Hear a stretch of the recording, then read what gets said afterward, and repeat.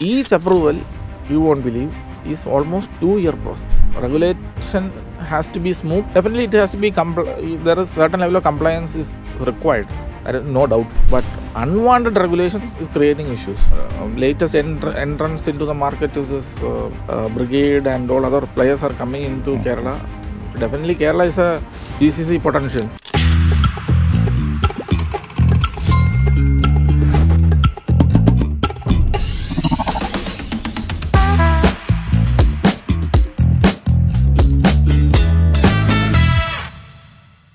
Welcome to the new episode of Techzila. Today we are meeting Mr. Jeevan. Jeevan carries an experience of 19 years in the financial background and real estate, and he's going to give us an insight about this journey and overall our infrastructure development phase, what exactly is going on, so insights, and also as about his company which he started newly. Jeevan, so you have been almost 19 years in industry now. So you can travel from different sectors of same. For example, you were in compliances earlier, now move to finance domain. But the common thing, you have worked with a lot of property developers. Correct. That's something critical for infrastructure, because IT business, infrastructure is the most critical element. So where you are setting up is because your cost is directly aligned with that fact, where you are setting it up. So that is going to be a lot of learning for somebody who want to get into this industry, want to build an industry in this sector. So this side view of an IT industry. So we want to see how your journey is actually from all the way from finance background to this sector, starting from the beginning. Yeah. So I started in the industry in 2008 in Chennai. So in fact, my studies all were around Trivandrum. I did my schooling in St. Thomas, then Mary Values, then I moved into the company secretaryship course. So I cleared in first attempt at the age of 21. Okay. Then along with my training, I did masters in business law also. And along with that, I did a couple of other courses in masters in commerce, then cost accountancy, then did a real estate economics course. Okay. And finally, when moved into the finance domain, I did a CFO program from IIM Calcutta also. Okay. So this is my academic background. So when I started the career in 2008 in Chennai, that was an education company who was into distributing VSAT communications all over India. So basically learning through VSAT. That time it was mobile, all those stuff were very nascent stage. So from there, that was also in fact run by a Keralite. So one Mr. P. Kishore was the MD, and he was handling it wholeheartedly, and the whole competition was from a company called EduComp. It was led by a IIM guy called Shantanu Prakash. Okay. So the education domain was the first industry which I got into. Then after my training, I moved to Bangalore with a law firm into core legal practice, where I handled corporate legal for almost 4 years. And during the time I got married also.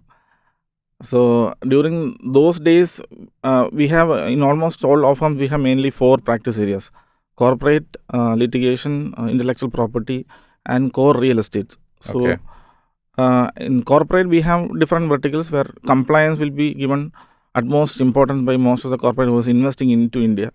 As you know, Bangalore being the Silicon Valley of India. Yeah. So most of the houses there are all companies. When I went there in 2011 itself, 10 itself, almost most of the houses in Indiranagar are companies. So unlike in Kerala, you don't see that kind of setup even now. But still, things are progressing here. But around my firm itself is around 50 companies. Almost all houses are companies. So that kind of environment gave me a lot of opportunity, because all these companies had some kind of foreign connection. Because as in the business industry, there's a famous writer in his book called "World is Flat." India grew when US was sleeping.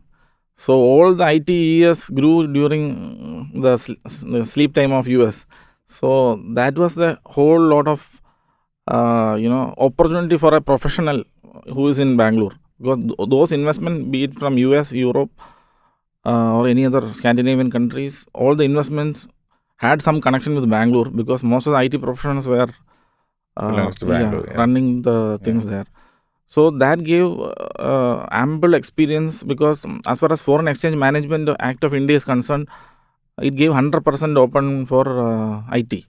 So mainly it is classified into three sectors. Prohibited sector, where it was initially lottery, gambling, atomic activities, all those. Even defense was initially completely prohibited. Then it got loosened up. And there is restricted category where there is a 49%, like in insurance or defense. Now it has opened up. And 100% allowed categories where this computer software or whatever connected with IT comes in. So there, in the initial, after the initial years of Indian independence, things moved from a license Raj to a compliance Raj, where you need not go for approval, but you need to just intimate them that you have done this. So that's how Foreign Exchange Management Act 1999 evolved. And then what happened is that for all this compliance, all those investments coming into India, if it is an automatic route, that is 100% allowed route, you have to inform the RBI, whichever state you are in, that concerned RBI, regional office, you have to intimate. And that is through a form called FCGPR. That is a major compliance activity whoever compliance does in India who used to do. And that was manual. Okay. It was not electronic. So you have to get the form done. You have to get signed from the resident or non-resident, whatever the case may be, and get the funds through the normal banking channel. You have to follow up for the foreign inward remittance certificate and bunch it together. And being a professional, you have to attest and say that all the regulations have been complied. And you have to look at the value of it. And then finally go and submit to a AD bank. So initial days of my career, Bangalore, almost all banks I used to go. After compiling this, you have to go and submit it there. And the bank will act as a authorized agent of the RBI. So the bank's FED division, one officer will be there. He will stamp it and give it to us. And that is the proof which I have to show to the client. So at that time, slowly, I think after a couple of years, slowly this metro started developing in Bangalore. So I was, my office was in Indira Nagar. So it was the first step in Bangalore Metro was till MG Road. From Indira Nagar, from Bayyapanahalli to Indira Nagar to MG Road. So I used to get into that. From Indira Nagar, I used to go MG Road. MG Road is most of the banks there. HSBC, be it Citibank. HSBC and Citi were the leaders in that domain, because foreign bankers, even Deutsche Bank was there. So foreign investors, they used to route funds through mainly these three banks. So I used to go there and submit. That was the initial days of compliance. Then after 2012, I got opportunity to work with Muthoot Real Estate as a company secretary and compliance officer and legal for the real estate division. So there started the move into the real estate. So there, before that, mixed clients were there. Most of the software companies were our clients in Bangalore. Then moving into Kerala was another thing. Because of some certain personal reason, I had to come back. So, but the offer was not bad, because real estate was booming, and Muthoot was really investing in real estate and a couple of hotel properties. The first techno park in Kerala being Technopolis, plot number 1. So that was developed by the Singapore architects with the initiative of Mr. Muthoot. So it was done good. It was in operational phase. So a couple of properties were under development. So certain special schemes government have announced. That was export promotion of capital goods. So you need not pay duty if you are earning foreign exchange. So foreign inward, if you are getting, then you based on that you can waive off the duty. So Mr. Muthoot wanted to bring in foreign brands to India. So when he wants to bring in foreign brands will always look for bring in touch and feel of the same standard. They want to bring it into whichever place they go. So be it Hilton, be it Novotel, be it Taj. So Taj being definitely an exceptional case. So when foreign brand has to establish any entity, be it a hotel or any other property, they will look for authenticity in their property. So same touch and feel, you go to US, Boston, same they want to bring into that category of hotel in Kerala also. So that will pave way for more import. So being the person who does compliance and finance, I was very finicky about the fact that you need not import too much. You have that notion that you make in India, you save money. But foreign brands are unlike our thought. They want that same touch and feel to be brought into India. So this APCG, Export Promotion of Capital Good, that scheme helped almost all companies. In fact, healthcare also was the main beneficiary, because so many other country people like Maldives, they used to come here. So they all bring in foreign exchange. So in fact, to bring even for importing high-end medical equipments, for that also they can use this EPCG scheme. Yeah, but these are under strict regulation under customs, right? Strict regulation. Yeah, so there comes again the professional's role. Chartered engineers will come into play there. So chartered engineer, being a chartered engineer, they have to certify that this is what have been declared. This has been used for the purpose which they have been allowed. So you have to get, you have to comply with the foreign trade policy. This comes under foreign trade policy. So foreign trade policy, every 5 years there will be some change. So based on the foreign trade policy, only this EPCG, and there is another scheme called Serve from India scheme was there, SFIS.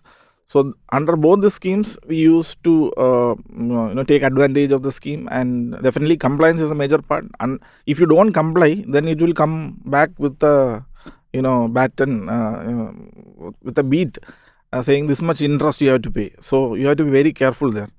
So we did that compliance, all those was fine. Then normal the Companies Act 2013 came in after that. So the earlier erstwhile Companies Act 1956 went away. So it was little voluminous. So certain provisions were lacking clarity. So all those things were there. So 2013 came in, and people largely was started complying with 2013 Act. And the company was also going for private placement of debentures. And that is a new area where fundraising, fund management, the compliance related to funds. So all those are new area. And being in Kerala, definitely there were lack of proper knowledge also, because all these instruments are mainly used by the financial capital Mumbaikars. So we got advice from legal advisor there how to do this. So we got into that, and a lot of compliance activities went through, and several rounds of raise the company did. And then slowly I got the hang of the resource planning, understood what is happening, what is not happening. Then moved into the last company, Taurus. So there was a mix of finance and compliance role. So last 8 years, they have done a marvelous job. Definitely it comes with its own difficulty in creating real estate, because being a basic factor of economics, land, labor, capital, and entrepreneur, like you are an entrepreneur, but land is something which is very difficult to handle. So the moment land comes into any person's dream project or house, whatever it is, there are a lot of problems and issues connected with that. And India being lot of connected with land, there are n number of legislation. If you are building in Karnataka, you won't know. If you are building in Kerala, you will know something. You are building in Bombay, it is something else. So state specific regulation keep on changing. So fortunate or unfortunate, this 2008 Kerala Paddy Wetland Act Act came. It has made a lot of mess for the people in Kerala. Not by preserving paddy land, but by making almost all lands under the data bank, where it gives some kind of notion in such a way that for any kind of development, you need to go and clear your data bank issue. So that has given a lot of pain for even developers. Big project like ours definitely have government will have to come in, because there's job creation under the table. So if job creation has to happen, definitely government has to step in. So then big players definitely will get government orders. But this act has become very draconian in such a way that it paved way for so many other players like village officers, tahsildars, people connected with those vendors to come and advise people. And the way it is going now, even now, it is not yet settled. So that has become a major issue for all the land developers inside Kerala. After 2008, this has become I will say, it has become a mess. And to get out of this, definitely there's a lot of legal advice and sitting and forums and whatnot. So that's how finally the land things. Definitely being an entrepreneur, if you're getting into real estate, there are a lot of things you have to be very careful. And being a professional who advises these people, we have to be double careful, because if you advise about 5, then somebody will come with the 6th one. So that much time and effort is going into that. Whether it is worth for a country like India is something which everybody has to think about. Because in my grandparents were into farming. They were doing pepper and paddy. So I have heard in late 1970s, almost all cultivation came to almost a standstill, because there is no possibility for cultivating due to shortage of labor. And that time almost all Kerala houses have one person going into Middle East. So that Middle East money is still now here. So whether that was really a requirement to save paddy land, I have my doubts. Because till now, if now also if you have a good umpteen acre of land for doing paddy cultivation, it is really difficult here. Unlike in Mexico or in US, they have hectares of land under companies where they can do capital machine intensive cultivation. It is really difficult right now. So whether this kind of legislation has to be there, I have my doubts.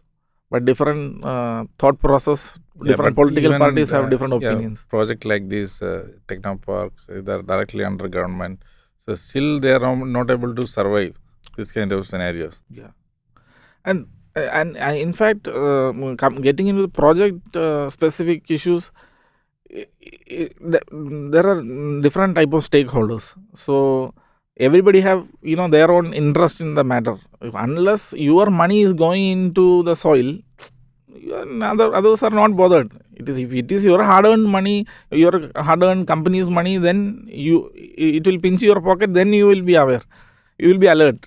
Otherwise you won't be. Yeah. So this is going to actually go on the major showstopper for the investors coming outside this, like a private IT parks. There's something like, unlike in Bangalore, but this is something is stopping it. Definitely, that is definitely a pullback for the state, but government is trying.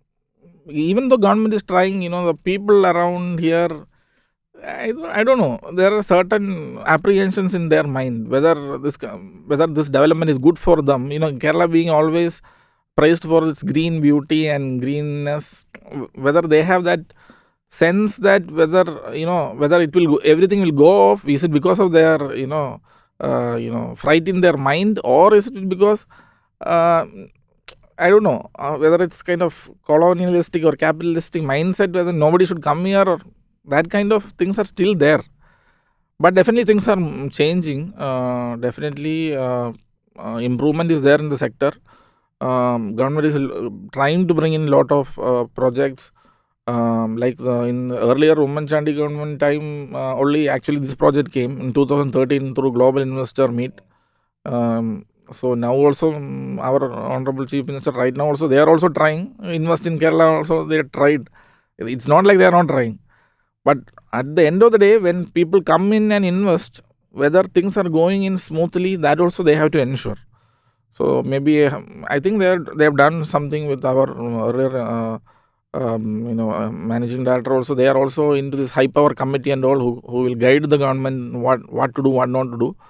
But at the grassroots level, whether these things are getting implemented, that check also has to be done. Then also the investor will be in a comfortable state. But definitely right now, latest entrance into the market is this brigade, and all other players are coming into Kerala. Definitely, Kerala is a GCC potential. Global capability centers can come into Kerala, because definitely, because yesterday there was a Business Standard article which I also got a chance to comment. Uh, the employable youth ask is very less when compared to Bombay or any other part of the world. A good professional with a good professional degree, you will get it below 50,000. But unlike US or any other place, this is costly. Minimum 50 to 70% cost saving on employable candidates is definitely available currently also. The moment this our youth is aware of this fact and they start asking, higher amounts, the it is end of Saturation GCC. point in list. Yeah. Yeah. So I think that's the reason of even major player like TCS, Infosys, they're looking for tier 2 cities to Yes. bring that. I think Yeah. they were identified Trivandrum or Cochin as a, Yeah. but again, Yes. this land issues actually stopping them to expand it further. Yeah, so that is where government has to be more proactive in focusing, or rather uplifting projects with the development potential of, say for example, 1 million or 10 lakh square feet and more, or that kind of project has to be given more ease of doing things. Definitely, currently also there is a Technopark single window clearance board is there. Unlike the permits in corporation limit, if it is under single window clearance, it is faster. Definitely, I will say it is faster. But yeah, but it should not be in such a way that the single window clearance, opens to other windows. Everything has to be done and dusted there, and there are lack of clarity or ambiguity in the mind of this LSGD, local self governing bodies. They also have lack of clarity on when a single window clearance board is approving certain things, whether they have to look into that or not. They have lack of clarity. So this integration among these Yeah, people are also, communication between the departments is are not, also crucial. So there is another fact. For example, other than these compliance issues, I think when you are talking to a government, for example, a single window, there is head of the department. So do you think that head of the department is really can supersede these problems? So that is actually stopping the problem. Other just delegating into someone else. Then you have to go behind everything. That's where the professionals company stepping in. They're trying to solve the problem. Yeah, that question, that is interesting. But because see, the way the single window clearance board is created, major, the principal officer from, or the designated officer from each department. For example, if it is pollution control board, the approving authority has to be there. So similarly, there are around 9 to 10 agencies is involved. So definitely the approval process is getting faster. Normally, if you go and apply in corporation, if it takes 3 months or 4 months, here it happens once, mostly once in a month meeting is happening, and that will be presided by maybe the IT secretary, or the definitely bureaucrats are involved. So things are moving faster. But the point is, after that approval is done, the compliance part is there, the completion part is there. They are all this, intervention from third parties agencies are there. So, for example, the major, which I tell everywhere, the major problem, if somebody move into Kerala with a load of movable items, do you think he can easily put it down in his house? We are discussing this more than 40 years. The head load workers inside Technopark, they have around 7 or 8 unions. Large buildings which have been built with, the unloading which is done with crane, for that also they are demanding money. So that stage inside Technopark is the same as outside Technopark. So these kind of, at grassroots level, I am just touching upon this example, but similarly, being it in village office, be it in LSGD, be it in minor irrigation, on minor irrigation department is there where all this toad is, if it is cutting somewhere, then minor irrigation will give you a stop memo. And apart from all this, for buildings above 20,000 square meter, you have to get environmental clearance. This is an anarchical law for building, making office buildings. I don't have a clue why environmental clearance is required. The law is like this. Because what is the pollution which an office building which creates? Maybe, okay, we look at it in a very straight jacket or very, very rigid point of view. Of course, cement is coming there. Definitely digging is happening there. Or definitely that related pollution can happen. Of course, thousands of people are working there.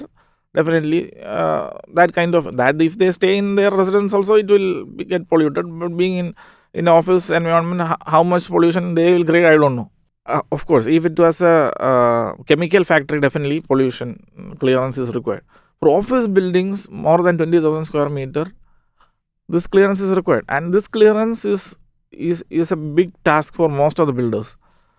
Why? Because there is a Ministry of Environment and Forest. MOEF is the approving authority in center. And for each state, there is a State Environment Impact Assessment Authority. So, if the body is active here, then you have to take approval here. If the body is not active there, then you have to go approval from there. And each approval, you won't believe, is almost 2-year process. So, you want to get approval for a building with more than 20,000 square meter. You can check with others. This is my experience in dealing with these people. I am less experienced, I will say, because there are professionals and veterans in this field. But it is taking too much time.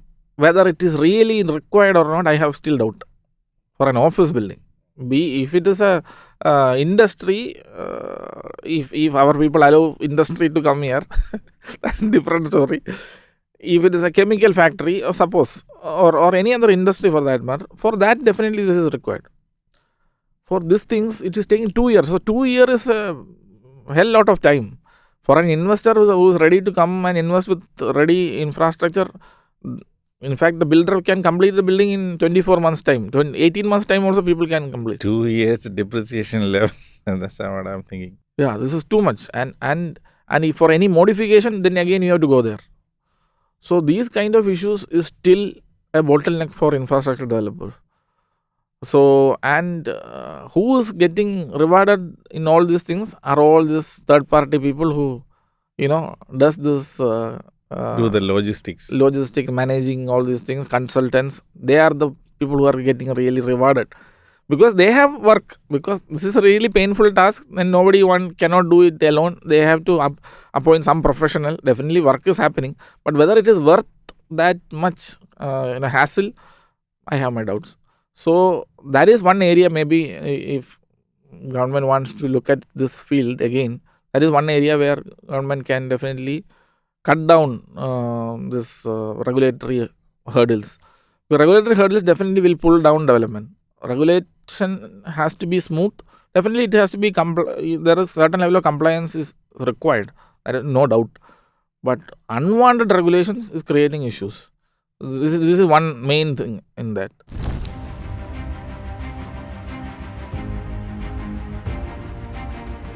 Definitely has the employable youth working here. I have recently posted a job for an HR executive. You won't believe, in one day I got 150 resumes. But definitely financial discipline can help them in their future. If they properly plan their investment properly, if they have a good habit of saving, at least 1/3 of what they are getting, if they can save, definitely it will help them